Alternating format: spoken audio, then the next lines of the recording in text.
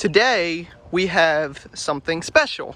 I don't do car comparisons very much. I'm just kidding. I don't do them at all. But today we have the chance because my car's it's getting its oil system done because it's leaking somewhere. But today we have an Audi A5 next to Audi S5. This one's a 2019, this one's a 2020, which means that has a facelift. And there are some differences in that. So we'll go ahead and go over them. You saw this car in a video I shot not too long ago. This is my dad's car here. And that's just a rental car. But basically there are quite a few key differences between these two. This will also be a comparison over the S5 versus the A5 in terms of what you get for the extra money you pay for the S5. So let's just start it out with this old A5 here. Let's do a walk around. Just get a view of what we got here. This is a color called District Green. And it's a very unique looking color. I'm personally, it's growing on me. I kind of like it. It's kind of like a forest green or something. I really like it. So that's the walk around of the A5. That's what you get. And walk around to the S5, just so you can see any differences we might have off the bat without me explaining them. My dad's got his sunroof open. I have both keys to these cars. Yeah, this is what we get. S5 versus A5. Facelift versus pre-facelift. Alright, let's start going over some differences. Now first thing that's pretty much obvious on the grille area is where this Quattro badge is on the A5. There is an S5 badge there, and that's pretty obvious. That's nothing you couldn't notice right off the bat. That's just an S5 versus A5 thing. Let's talk about some things with the facelift though, like these headlights. They're very beautiful. I like these headlights a lot. These all light up, they do a dance. We might be able to get the dance to play. I gotta figure out which keys are the correct keys. Those are my dad's keys. Both keys look the exact same, so I'll have to dig through my pocket here to find the correct set of keys. See if we can get them to do their dance. It might be hard to see in the daylight, but I'm hoping that we can see. I'll go a little bit closer to my shadow. Nope, they're not doing their dance. Oh, there they went. Cool. And my dad's car doesn't do that. My dad's car is just boring. It just does its headlight thing with the turn signals. But yeah, headlights are a key difference in the facelift versus non-facelift. I should probably mention this Audi here has the black optic package, which means instead of getting the chrome trim everywhere, you get black trim. And those mirrors are actually the same color on this car as the body. What else is new with the facelift? The taillights.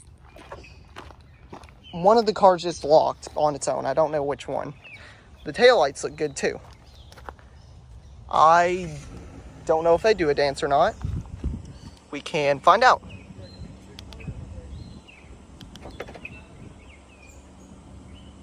Did it just... I could have sworn it just unlocked my dad's car too. But yeah, you can see the taillights there do their thing. Probably gonna ruin the battery in these keys. I'm not gonna do it as much in my dad's car because we actually own this vehicle.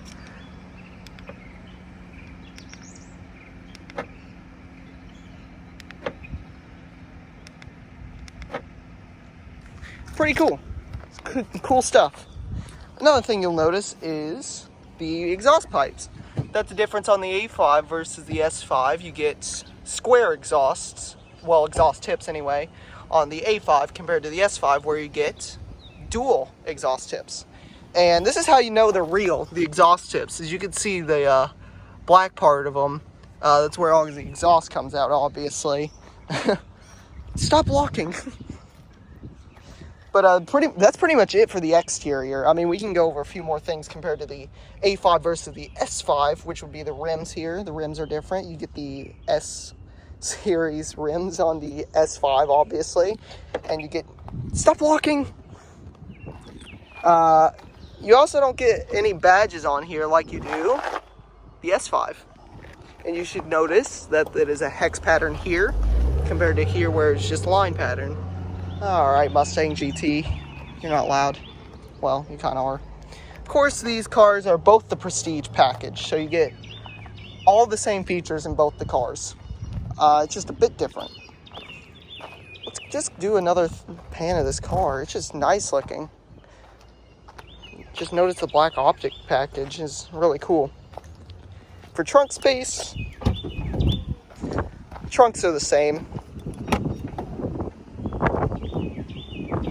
My dad just got jumper cables in here.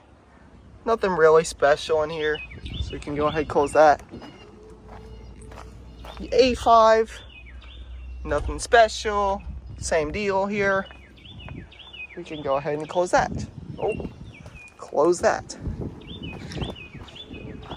Let's open up the engine bays, shall we? Oh. So that hood is popped.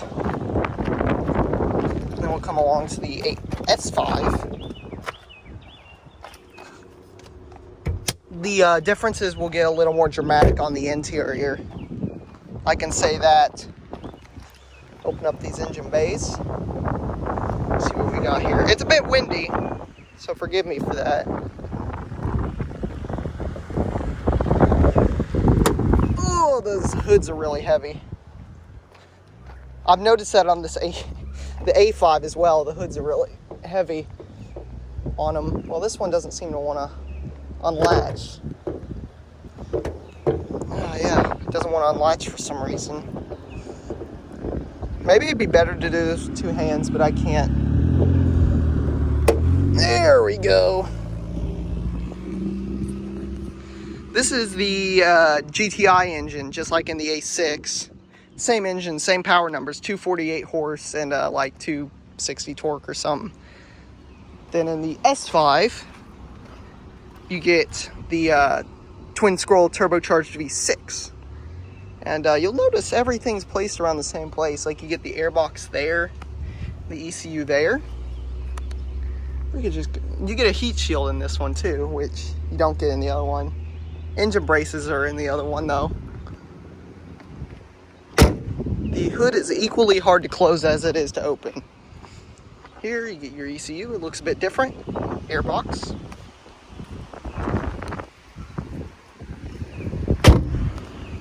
Let's move on to the inside, shall we? So now we're on the inside of this thing. And it's trying to connect to my phone, but I've turned my Bluetooth off.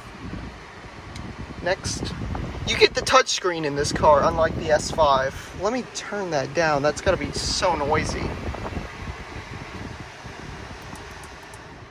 There we go.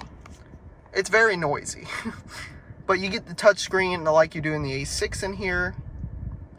I mean, obviously you don't get the bottom screen, you just get this, but it's still nice. You don't get the 360 camera either. Well, like the swiping 360 camera, which is a cool feature, but you know, you can't have it all. Also get the air-cooled seats, because it does have the comfort seats. My dad's car has the sport seats. You get a different center screen as well. You no longer have the fuel gauge and temp gauge on the sides. They are now invisible. You actually have to, come on. You actually have to view it like this. And you go up, and that's your fuel and temp gauge. But, I mean, you'd still do get your range there, 220 miles, as you can see. That's what I have in this car. This car does not have a big fuel tank at all. And, I mean, yeah, that's my MPG that I've been getting. I've been zooming around in this car a little bit.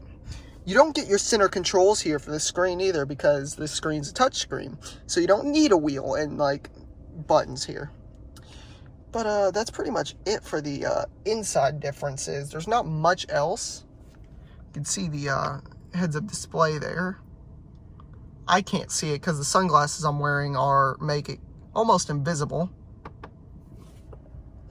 And yeah, it's pretty much all the difference. There's nothing different in the backseat of this car. So let us move into the S5. Sounds a bit meaner too. Oh, copyright. So now we're in the S5, where we can do this. Oh, that's not the button. There we go. It's a little bit older, a little bit. Still looks very nice though. You do get your physical gauges there. It still looks very nice in my opinion. My dad just likes to stack it completely with just everything on screen at once. It's a little ridiculous. Center screen here, you get controls. So you actually have to click to go to like your menu and stuff, and it's older. It's a bit smaller too. It's not a touch screen. But I mean, you get everything you get in that car over there, just in here, which is pretty cool. You do get your heads-up display. That's all we'll click on now. Oh, it was already on. I just couldn't see it. And the steering wheel, you get a couple more buttons. You get this button. You get this button. On that car, you do not. You just get the view button and the heated steering wheel button. But I'm not complaining. It's still great. I mean, it makes it, in the A5 over there, it makes this spot right here look like a blank switch, even though it's not. It just has no function, but it really looks like it in the A5. And here, you don't get anything different. You get all the same cameras, same everything. Just, you know, you get that, and you get an older screen and stuff. Yeah, that's pretty much all the differences in the, that's pretty much all the differences you get with the A5 versus the S5 in terms of the facelifted one and the not facelifted one.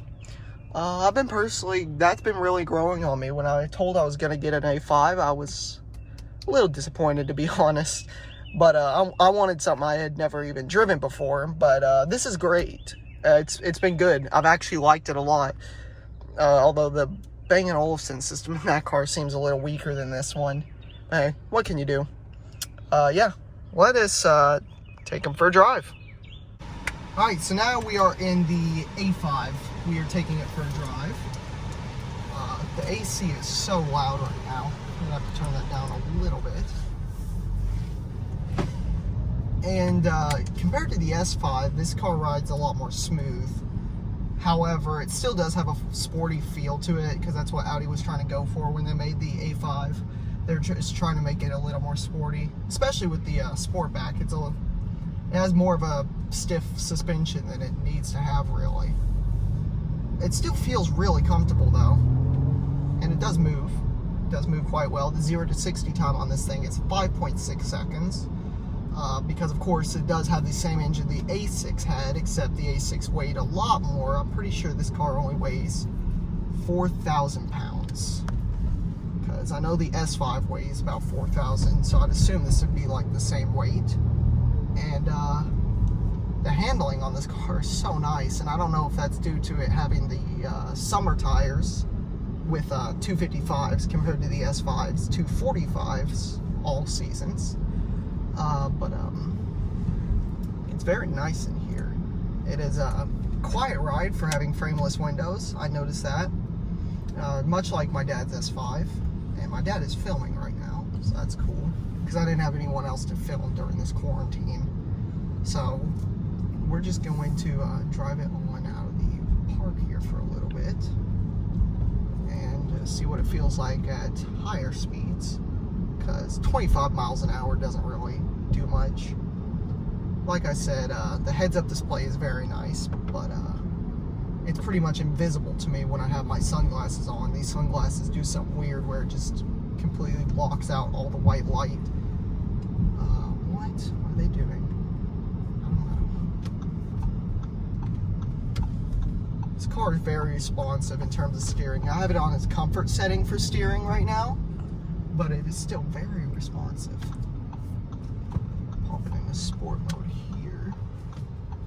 Go out.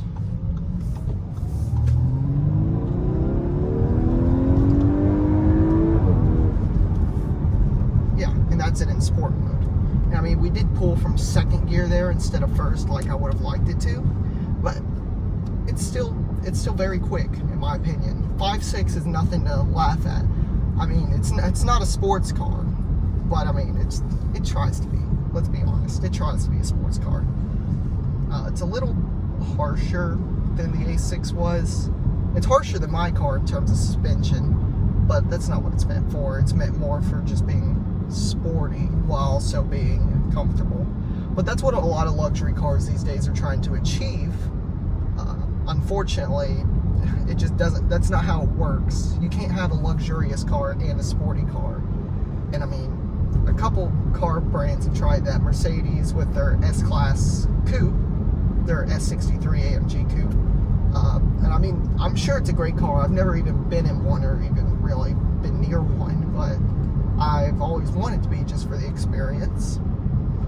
And this car just has an endless amount of things you can do in it. The sound system sounds great. I would demonstrate that, but all of these songs that I have are copyrighted. So, and my dad's holding the phone, so I can't even play music anyway. It's just very comfortable in here with these comfort seats compared to the sports seats my dad has. Although they're, for being sports seats, they are still very comfortable. The handling, you can feel, is very nice. When you want it to be, it can be sporty, much like my car, or it can be very smooth. And obviously you can go into vehicle settings, go to Audi Drive Select, and you have all your settings here. I keep it in individual mode just because I like to have it set up to where it's all comfortable, except for the exhaust note, which you can adjust in this car like I mentioned before. I might not have mentioned it actually, but you can see here, you can adjust the engine sound, which it's 3 settings: quiet, automatic, and present. Now, that's not a word I would have chosen. I don't know. I think Audi knew their limits in terms of sport car though, and put present just as in, like, you know, the engine is present. But it does make a difference when it's in quiet mode. You can hear it gets a lot quieter. There's Lauren's house, by the way. Yeah. You're in quiet mode now. We'll do a short acceleration test, just so you can hear how the engine sounds in quiet mode.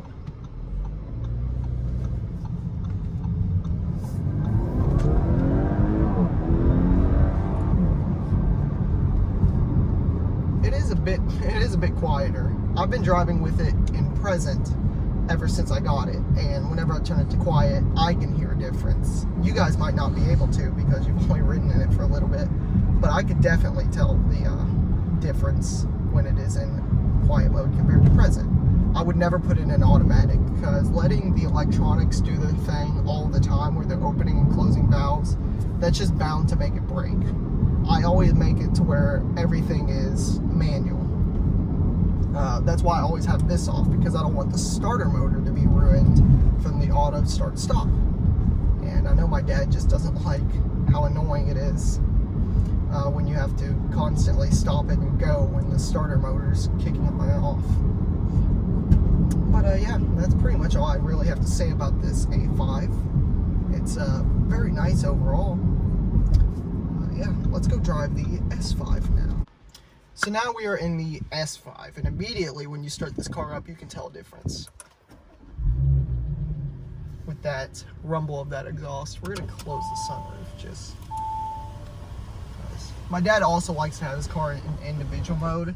He likes the heavier steering with the open exhaust, with the comfortable engine setting.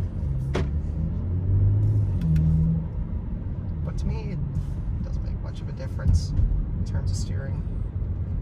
Oh, you don't get the, oh wait, no, you do get the economy gauge. That's what I like to have open. My dad was averaging 18.8 miles to the gallon, everyone. So if that tells you what he averages in this car. This car, you can feel a difference. You really can. After just being in that, and I haven't driven this for a little bit of time. I'm gonna adjust your meter, hope you don't mind. you can definitely tell a difference. I feel like I'm riding a lot lower. The brakes don't feel as grabby, but they work a lot better. And the suspension's a lot more stiff because this car is lower than the A5. And for obvious reasons, because this actually is a sports car. This will do 0 to 60 in 4.3 seconds, which is a second and a quarter faster than that A5. We will demonstrate that. You feel like you're going a lot slower than you are, which is why I'm doing 35 through this 25 park. And I'm trying to be cautious, but there are just so many people at this park today. It's ridiculous. I've never had this much traffic while shooting a video. It's a little ridiculous. But everything in here feels, in my opinion, a lot better weighted than the A5. I don't know if just because we've broken it in this 3,700 miles, because this is pretty much a brand new car. The last loaner I had more miles than this than my dad's car has, and that was a brand new Audi A6, and this is just my dad's daily driver. Get a feel for the acceleration here. You can definitely feel that the car wants to move, and we will let it.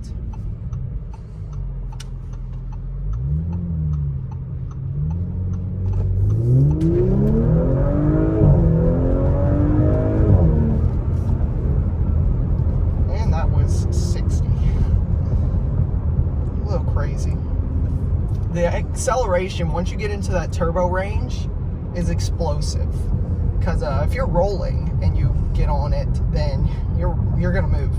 But if you're going from out of the boost zone, I guess, and you do get a boost gauge in this car, which is pretty cool. You don't get that in the A5.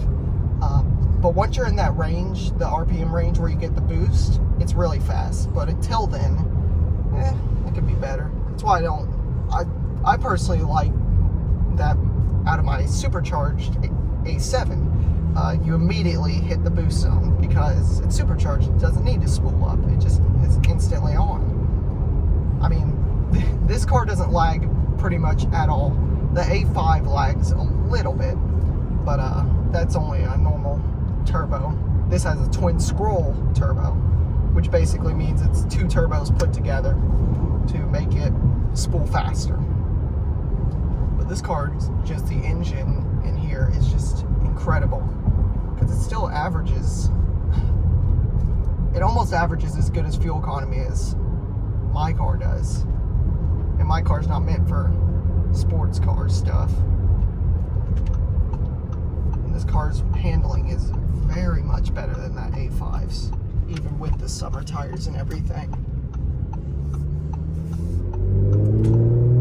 But you can just hear that engine note. You just hear the car come to life, even under the smallest of throttle presses. And I don't know how my dad drives this car, because I never really ride with him driving. I'm always the one driving. But it's very, you can hear it, and it's incredible.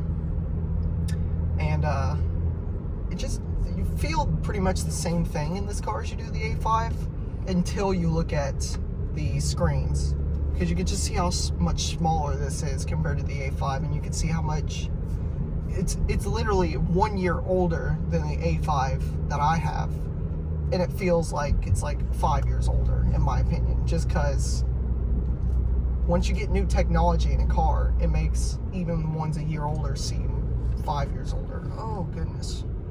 Taking a package to someone's house. Thank you, USPS.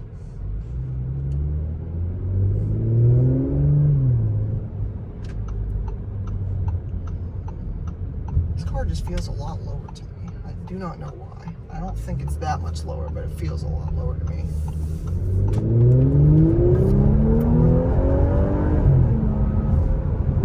That was only in drive mode. Last time we did that, it was in sport mode. I do really like the boost gauge in here. It is very nice. Generally, it feels the same though. I mean, steering wheel is a little bit different in terms of button layout, but that's nothing to complain about at all. You still get the same functions, if not more.